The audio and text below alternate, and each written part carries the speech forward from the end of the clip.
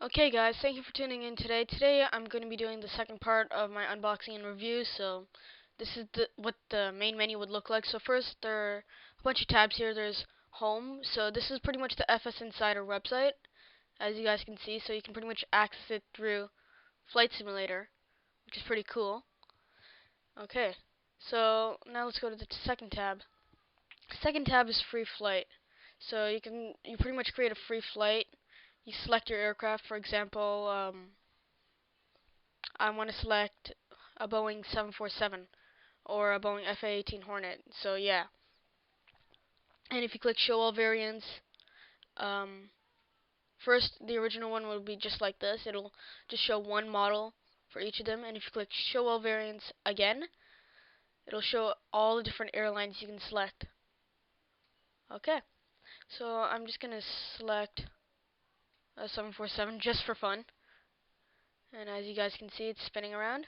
Then you can select your location, so your airport.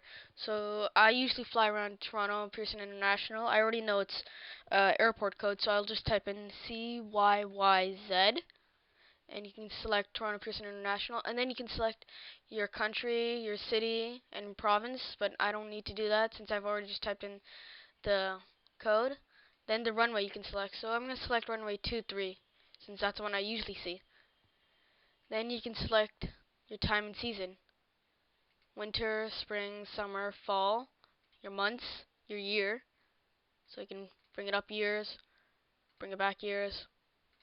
Then you can select the time of day. Dawn for early morning, daytime around lunchtime, dusk, and night.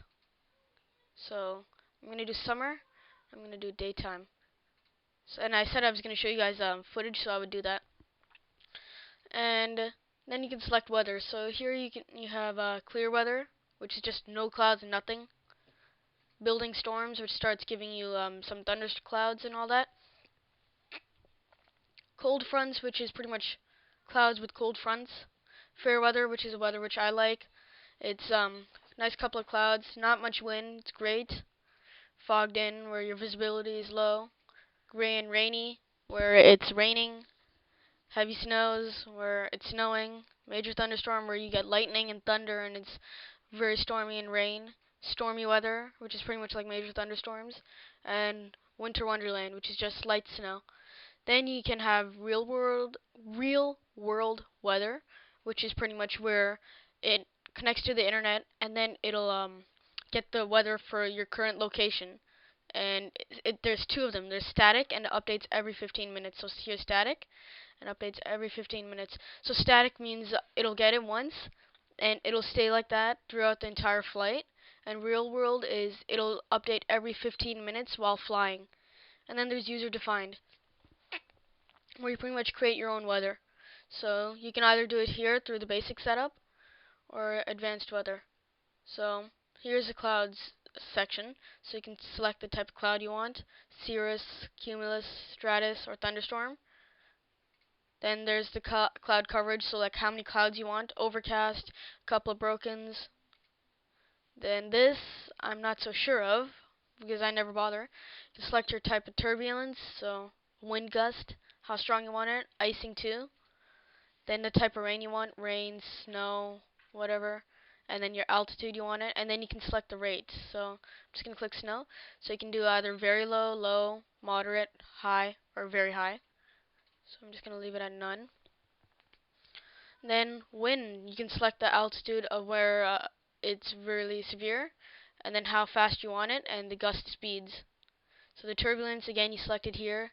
You can select the wind direction, which direction you want it blowing in, and your shear strength. Then your temperature, you select your temperature pretty much, and your dew point. And visibility is where you pretty much lock in how far you can see. So usually you would use this in stormy weathers. Okay, so I leave it on unlimited since I will be doing just a small takeoff. I might. And then here there's a bunch of clickable features. Launch ATC window pretty much just launches the ATC window as soon as you start in. Then fuel and payload, you pretty much change your payload, like your passengers, and your fuel. So how much fuel you want in your plane. Then you can load an old flight. So let's just wait for it to cooperate. Expecting vectors, so I already have 2 flights, which I was doing. Then you can save this flight.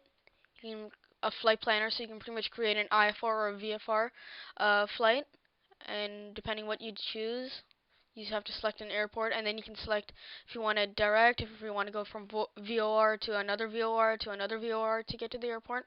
Then you can do a high altitude and low altitude. So as soon as you're done that, you select your airport. As soon as you've chosen everything, you click to find route, and then it'll find your route. It'll show it to you. You select your altitude and everything. Then you click OK. Then failures. You can set up all sorts of different types of failures. So you can, for instruments, you can select like attitude and airspeed and armed and failed. So failed would be that it's already failed, and armed is how that it's about to fail, and then you select the timing. So in about 5 to 10 minutes or so, you want it to fail, or any timing you want. Then you can do systems, radios, engines, and control, and the same thing applies there. Now let's go into missions. So I used to have pretty much all the missions completed until I uninstalled it because the real environment is extreme. So there's a bunch of different ones. There's tutorials. There's a bunch of carrier missions. There's law enforcement and all that. Then there's like Red Bull time trial and oil rigs. And you can select a different type of category. So like for example, tutorials. It'll show all the tutorial missions. Then racing. It'll show all the racing missions.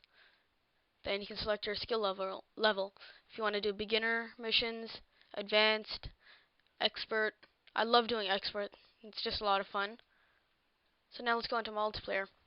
Now because this is FS10 Gold, you have an extra feature in multiplayer, so you can actually be the control tower director. So you would have to create an account. I already have one.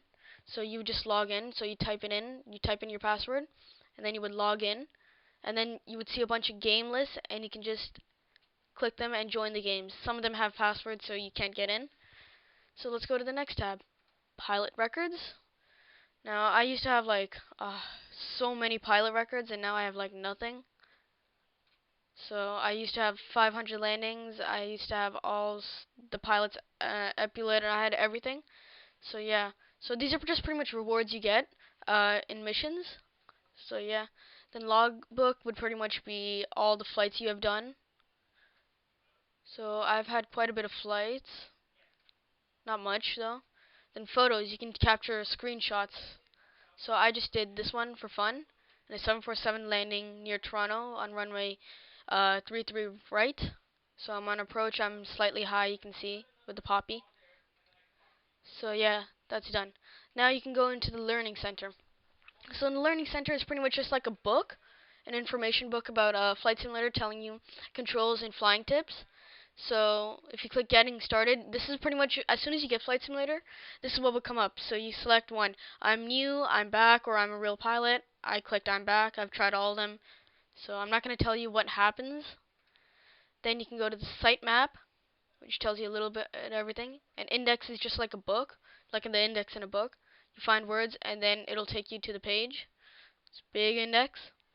And then I remember in Flight Simulator 2004, on the left, it would show lessons, but in the Learning Center, it has lessons, and it's the exact same lessons as in FS 2004. So I remember doing all these in FS 2004. So yeah. And then settings.